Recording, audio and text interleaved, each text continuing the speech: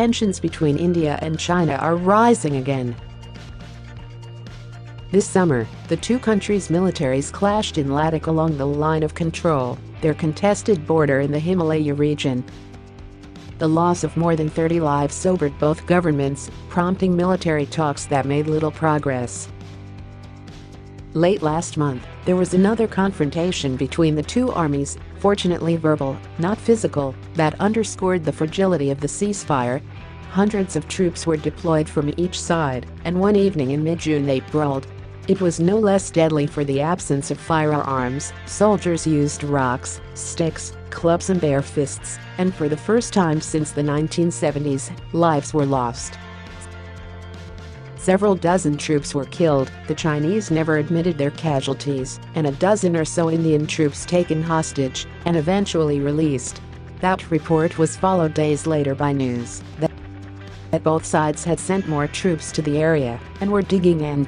India accused China of building observation towers, bunkers and marinas in disputed territory, and said that these moves violated the previous consensus and constituted provocative military movements. Troops from both sides were said to have come within a meter of each other and engaged in yelling matches before being separated. A Tibetan member of an Indian Special Forces unit died in a mine blast near the site of a flare-up with Chinese troops.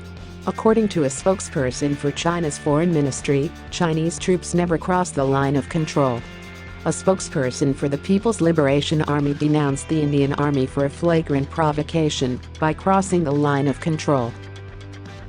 Rhetorical retrenchment narrows the space for the mutually agreed reciprocal actions that India insists upon.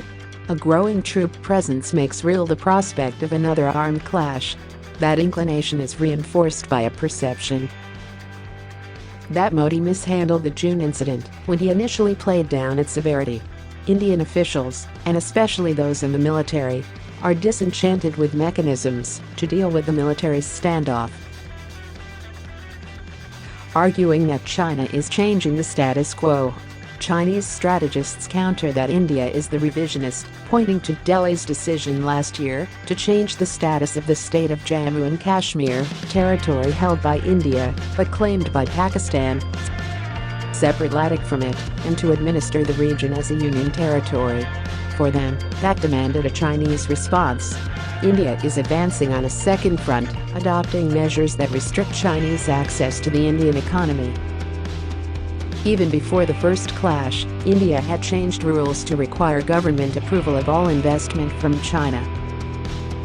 It has further tightened investment restrictions, imposed tariffs on a wide range of imports from China, and nearly 180 Chinese apps, and told local telecommunications companies to phase out equipment from Chinese companies like Huawei and ZTE.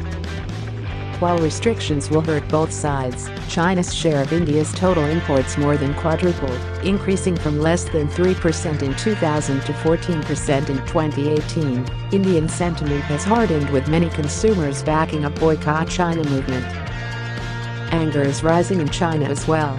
According to an August Global Times poll, more than 70% of Chinese believed that India was too hostile to them.